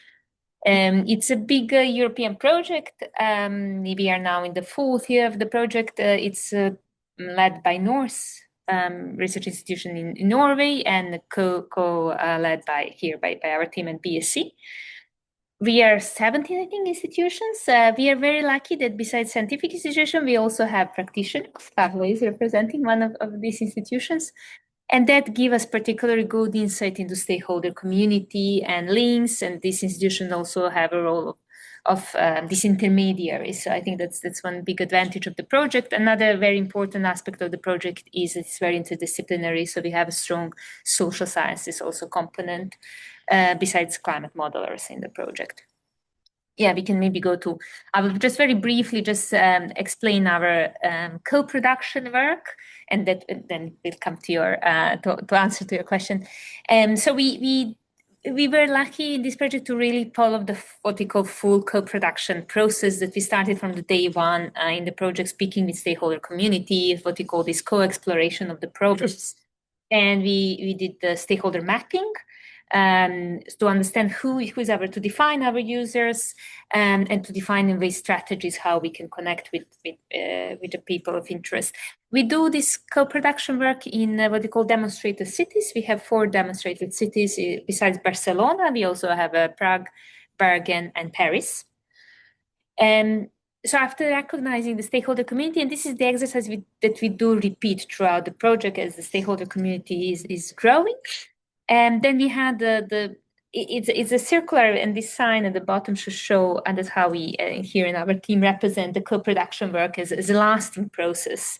But if we need to go step by step, then we can go this way. So the second step would be the involvement of stakeholders in the co-development of these future services. And for that, we have something that we call Adaptation, which is a type of a hackathon, but very creative. So we sit for 3 days all together and we imagine what would be ideal service and then together create the basis of it. And we had 2 already hackathons, or actually data labs. The last one was here in Barcelona a year ago. So that helped us to have these mock-ups of the climate services. Then we go back to and that's where our stakeholders for all the individual cities come together. So there is also very strong this intercity learning component. And then we go back to our cities and we work with our stakeholders in co-producing or co-developing these new services. Also, I would like to say that in the project, we are very flexible with saying what is service. So for us, service is a serviceable knowledge. So with the example from Barcelona, we have from all the way from something that is similar to maybe operational climate services, for example, providing climate prediction on shortened time scale or climate projection, and maybe Pablo will speak more about the skills domain, how integrate climate indicators on longer term into urban decisions and urban planning. But we also have something that is, for example, building of community of practice. And I have a colleague here who helped this community of practice on heat and health in Barcelona to be constructing also mirroring similar community that exists on the European level. So we also that consider a service because that help us to share the knowledge and be stronger as a community. And then very important, and here I come to the answer to your question, is the I didn't ask yet. You ask about the impact, how to measure it. Yeah. Yes, exactly. Yeah. Okay, let's take that first. Yes. Yes. Indeed. So it's about, I would like to say that we have what we call co-evaluation process. So we don't do valuation of the impact, just it's common, I think we absorb it from more economic community that we do this ex ante, ex post analysis. However, these are full of pre-assumptions. So we imagine already the service so that we can measure this. However, our approach is to be open and to really let the users kind of dictate what the service should be. So we also accommodated this co-evaluation process to that and developed a framework that is flexible enough to evaluate not only the service and impact, which is very important, but also the whole process. And we are trying to conduct it throughout the project. So to learn all the time how we do the co-production process, what we can learn from each other and what we can improve. Then how our service is really serving users or not and what we can improve. And finally, we will be able hopefully to measure the impact of these new services. Mm-hmm. Yeah, I wonder if there's going to be many surprises when you look at the impact, because you said that you have the expectations and then what the actual reality is then. There are always surprises, and that's good. And that's why I would like to say this what we call climate literacy. It's very bi-directional process, and we call it here this co-development, we call it empowerment, and not only empowerment of users so that we go and train the users, which is also important in some case of technical knowledge and they can gain it. But also we learn a lot as scientists from the user community. We use about context, we use about adaptation that are already happening, the response that the community is giving to the challenges they have related to climate and everything else. So there are always surprises, but we are all learning. We need to be in this together. Yes. That's very important, and that actually covered the second question already quite nicely. So let's go back to the one that I was thinking about what would be the first one, because I learned that Impetus for Change is currently in its fourth and final year, while TerraDT has just started the second year.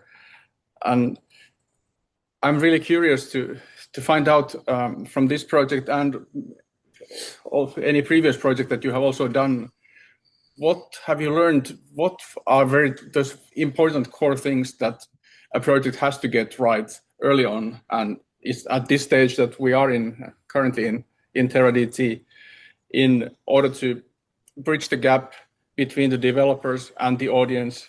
The audiences can be very diverse, and how to use communication and engagement to deal with this complexity that we have in the systems and the output that they produce. Yeah, so I think this starting from the very beginning of the project, because building new partnership is time demanding, and it's big time investment from all the sides, from scientists, from a stakeholder community. So building this partnership, building trust, as other colleagues mentioned, that's super important. There is unfortunately usually very invisible effort, invisible in academic circles, is effort that these people that are trying to bridge across communities do. So we usually quantify our success in science just with I don't know, number of papers. However, there is all this effort that people who are trying to bridge across communities do by trying to engage stakeholders, and then stakeholders invest a lot of their time to follow up with science, to also learn and to let us try and fail and then improve. So understanding stakeholder involvement is a lasting project, starting it as early as possible and as open-minded as possible, and then trying to have continuity. Unfortunately, all our projects are very short. 4 years is not much. I mean, to run one model, maybe it's great, but to build a new community and maintain trust, it's nothing. So I think these links between the projects and the collaboration that we have is very important, because then we continue. At least for the stakeholder, for stakeholder, it's not really important if it's impetus for change or TerraDT. At the end, they look at the relationship with scientists and what science is bringing to decision making, not really what's the name of the project, who paid for the project. So I think having this continuity, even if it goes from different projects, is very, very useful. Mm-hmm. Indeed, the sustainability in this world of funding and project is a big challenge. I would say, probably the biggest one even. And in the time that I've been working in this field, which is a lot shorter than yours, I've learned that sustainability needs to start on day one, preferably maybe a year before the project, so that it's not something that you can make up as you go. You need to really have the plan when you start. That's for sure.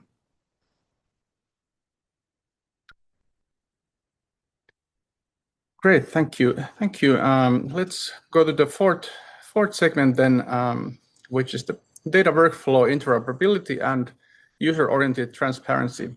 And for that, we have. Is this your slide? I'm going to use the slide to answer your questions. Mm-hmm. Sorry? I'm going to use the slide to answer your question. Okay, great. Then let's not go there yet. You can make a spoiler. Okay. All right. So the question for which you already see the answer is, what do you identify as barriers or obstacles in integrating research data and scientific research into public policy? Yeah, this is something that has surprised us a lot in the project. So we are very proud with the data that is produced inside I4C. No, we believe in the quality of this data. No, we are convinced that in the capacity of this data of changing policies, no, and changing our cities, and with this convincement, we have gone to visit the stakeholders, no, and share with them this data and give them as a big present this data to them, no, like, wow, you have here the data, the final data that you need to make the very best policy that we need for this climate change, no. And the answer has been this, no, is more or less the type of answers that we obtain from this super big proposal, no, from our point of view, no. First, there is inside the public bodies, no, an idea. If I'm not the Department of Climate Change, I don't need this data, no, and this is not true, no. We have this idea, no, that okay, you are showing me a climate projection where we're going to increase the heat waves 2 times, 3 times in the future. So I don't have nothing to do, no? So, okay, this data is informing me very well about a horrible future, and I don't have an opportunity of doing nothing because it's so big, the gap, no? Also, there is another thing that is very typical in the public administration, public bodies, that this idea that the output that any action that we are going to do now is outside a scenario time frame of 4 years, no? That it's every when we have elections, and this is a super big stopper, no? Because if you are going to make a super big investment and you are not going to take profit in 4 years, what are you doing? You are losing the next election. So you are spending money on something that nobody is going to see, no? And then we have this is a common answer, and it's a raw answer that we obtain, no? Also, we have another type of problems that if this super branded new data with very high value is not supported by other public administrations, so it's not linked to a workflow of other data that today is used by the public administration, it has no value. So you need to be linked to another workflow of data, no? And at the end, there is this other step that finally I think that resumes the other steps, no? That we have a lack of imagination, no? I have said at the beginning, no? We are providing a new data to make new things, but nobody has idea about, and now what can we do, no? So we have the perfect data explaining how will be the future, and we don't know what to do right now. And this is a problem of imagination, no? So finally, on these barriers, what we need to do, it's try to combine the public bodies that if you are not the Department of Climate Change, also it's your problem. So if you are the Department of Economy, is your problem. If you are the Department of Housing, climate change is also your problem. And probably you have more to do than the Climate Change Department, because Climate Change Department is something isolated inside in an administration. So we have more opportunities of working when we are in the peripheral departments, no? The gap is big, but we need to understand which actions we can do in a way that we can measure and we can check and we can follow in the next 2 years. So to bring an easy an easy win, an easy victory, no? And then we can understand that we can do them in the future. And also we need to identify the data workflows that we have in the public bodies, no? To insert this data in their workflows of data, no? And then finally, what we need to do is work with them, no? Dragana has talked about Adapta Labs, no? And all these things, we need to work with them and help them to imagine, no? The new opportunities of the data, because having the best data is not linked to take the best decision, no? We need to imagine the action that will be linked to this data. All in all, that sounds like a lot of challenges for our fields, user engagement and communications. So it doesn't matter how good work our developers and scientists do if we can't communicate it and if we can't convince those who make the decisions, then it might be not so impactful in the end. And also the very good observation is that these 4-year cycles also exist elsewhere than just in funding. It's true. It's maybe interesting to say also how this we heard about very long lasting, I mean, for the human perspective, Yep. Ecological cycles, but then societal cycles are very short. So neither perfectly fit into the climate projections. There's something also doing climate across the time scale is also very important. Mm-hmm. Yes, for sure. Let's continue on the public policies. And what would you propose as practical steps to inform public policy decisions that ensure that the research produced by research is used there? Okay, what we have done in Impetus for Change is understand that a policy, it's not only when you make a regulation, no, or you draft a law, no, it's a lot of small things that are related to the small decisions that we take inside of the public bodies, no. So we have tried to make an experiment and try to make a little bit of all them, okay. Also to try the different doors, the different stakeholders that we have in administrations, and then to check how this new data can go inside these different sizes or types of public policies. No, for the beginning, as an introduction, we have, for example, we give a lot of value to be. For example, we have made some articles in publications of the public administration. No, public administration they have publications, no, and they have articles. No, they are for public servants or for workers of the public administration, and we can write articles there, no? So something only to talk about a little bit about climate models, no? But also we have the opportunity of collaborating. The Triennale of Lisbon is a Triennale of Art and Architecture, no? And we receive this invitation and we say, okay, it's a good opportunity to show the climate models. It's only to make the first noise, no? The first to make talk about the climate models, no? In the second step, we consider, so this is the part that we consider that is disseminate. Okay. The next step is lobbying. So identify groups of stakeholders that you share, no, the same purposes, no, with them. In this case, we identified one here in Barcelona, the AUS, the Association of Architects that they work for sustainability, and then together with them, we have worked, no, in different events. No, we have been sharing the data with them. They understand very well because they believe on these things, so it's easy with them. No, and also we have gone to another lobby that is much hard. That is Madrid 2050. It's the lobby of the real estate in Madrid. So it means that this lobby is managing the 80% of the new housing in Madrid. So real estate, hard.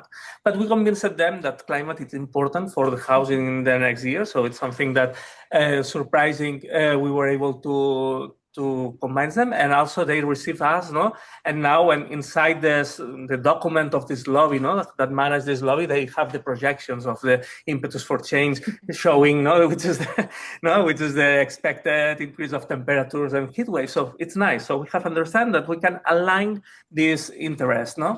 And also, sometimes when we make policies, we understand that policy is this part when you are doing something, but there is something very important before the policies when you make recommendations, no? It's something, and when you make recommendations to a group of cities, okay? It's something very important in urban planning, the city networks, because when a network needs to innovate, they try to don't innovate alone. They try to innovate together with colleagues. It's something that is happening now, and we have different types of networks. Here we have had a very good experience with PEM. It's a network of the metropolitan area around Barcelona. It's not, and with them we have made 2 seminars, no, sharing these ideas, no, showing, hey, you have climate data, and they making questions about, and how can we use this? And also having this interaction is super important because we are talking about municipalities of 1,000, 30,000, so small municipalities, but also they need to take decisions, no, on this. Also, we have tried with Eurocities. We don't have to, until the moment, too much success. So and then we have found UrbanAIR is a network of European cities that, in this case, they are decided to integrate some knowledge produced by I4C. So it means that we are going to have networks of local cities and networks of European cities, no, that. And the knowledge that we are going to provide to UrbanAIR is what is a climate model, where you can download it, how you can trust a climate model. So it's not going that we are going to give them a super big tool. We are going to provide this knowledge. So every urban planner in every small city of Europe is going to have this small document, no? But also we have the plans, no? The plan, it sounds like a policy, no? When you make a plan. And here it has, for example, Granada is going to use we have had also conversations, and finally Granada is going to use this data. Barcelona has said that they are not going to use the data, they have another data that they consider that is useful, okay? And for example, now we are talking with the master plan of Madrid, no? And then it's only to show you that a policy has different scales and intensities, no? And then we have done some actions, no? And with the metropolitan area of Barcelona, we are informing the strategy of the climate shelters, no? That this is a very important action that is developing this metropolitan area. And also we have informed some actions in the city council of Granollers, that it's a small municipality of 500,000 inhabitants, close to here. And it means that it's another type of actions. And finally, as something that we didn't expect to arrive in the horizon of this project, finally we arrived to the regulation. So thanks that we have done the other things, thanks that we have, let's say, okay, we are going to explore the different granularity intensity of policies. Finally, today we are talking with the Ministry of Housing of Spain, and to check the main regulation that we have for the building environment. Okay, it's going that we are not going to see in the next year that we have to finish the project, but of course we know that is going to be changed. This is the detonation of this process, and the beginning has happened during this project. No, so this idea that a policy can be a lot of things that happens inside a public body, with different intensities. In different parts of these decisions, we can make an influence, no? And this is our work, no? Try to understand how the data fit in every different type of action. Thank you. That's a very thorough and detailed piece of guidance. That's very useful for us. I am. Oh, sorry. But yes, I think we should look at this very carefully and learn from your findings. Now we have time for one more quick question. Jan had to leave to catch a train, but I'll ask the remaining three panelists if you could request just one feature from TerraDT that would guarantee its adoption in your specific community, what would it be? It can be related to the interfaces or the models or something else. What would be the one feature you would ask for if you could be the king for a day in this project? And I'll ask Anu first. I maybe don't know quite enough details about what you are planning to provide to actually answer that really, but one thing I would really hope for is clear licensing and long-term availability of the data, so that that the project is a project, but that there is also a commitment after the project to keep the data coming. Mm-hmm. Sustainability, including licensing. Okay, that's very clear and important. Dragana? I very much agree with Anu, and maybe to add the way to show that this information is robust. And I would like just to say that robust information is, we mentioned uncertainty and how important it is. I think Jana and Anu spoke about it, and it is very important.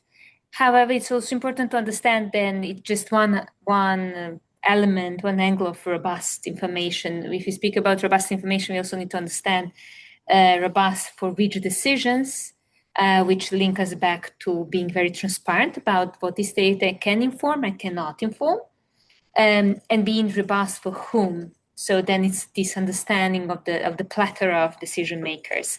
So there are different values and ethics in this. So a risk aversion, risk acceptance, the whole decision context and whom, what we can risk if we do make a decision or not. So having robustness is a very complex approach, and then trying to be as transparent as possible for which decisions this information would be meaningful or not. Mm-hmm. Robustness and transparency. Yes. Okay, and finally, Pablo. Super agree with both, but also also something related to you, Dragana, but help the users understand how the data can be used. We provide a very good data with a very good platform, but we know that we need to adopt new users. We need new people working on climate change, and adaptation.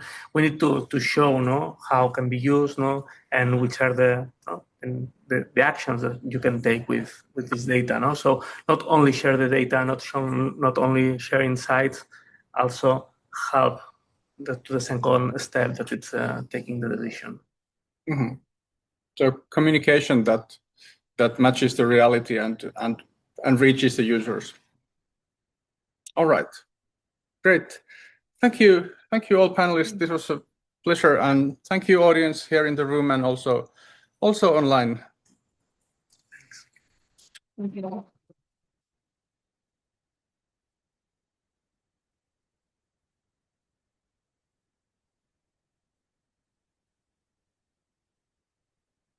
Okay.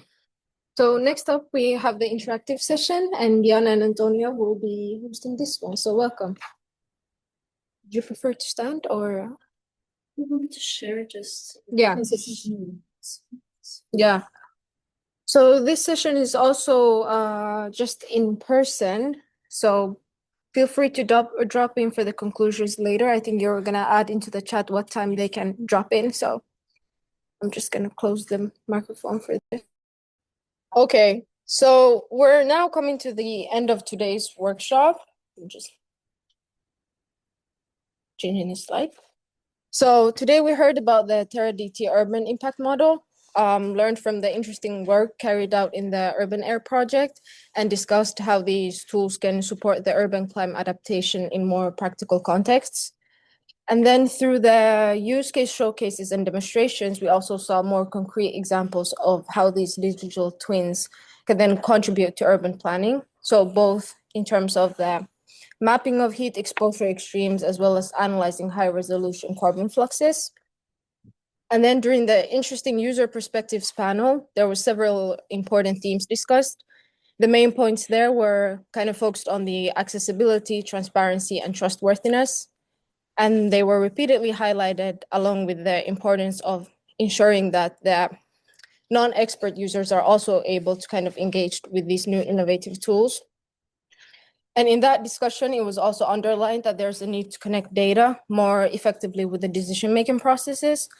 And I think it's a good point to highlight the insightful slide that Pablo shared with us as well, where he kind of pinpointed the importance of communication, specifically on how to tailor that communication to help to disseminate these outputs as well as integrate these new tools. So that was kind of to sum up the panel, not the interactive session. So for the interactive session, again, your feedback, questions, kind of the needs and requirements you identified are very valuable to use to kind of develop and refine these models more as well. And I think this is a good opportunity to also highlight that since the TerraDT project is still running for 3 more years, there's going to be more workshops focusing on the other impact models, so the land ice, sea ice, and the forest one. And then there will be another for the urban impact model as well. So stay tuned for that. And here I also want to thank all the speakers and participants for your contributions today. Now we will continue with the networking cocktails, again, in the same space as the coffee as well. So, oh, further. Okay, then we're going to follow Diana. I don't know where it is, but hope to see many of you there. Thank you.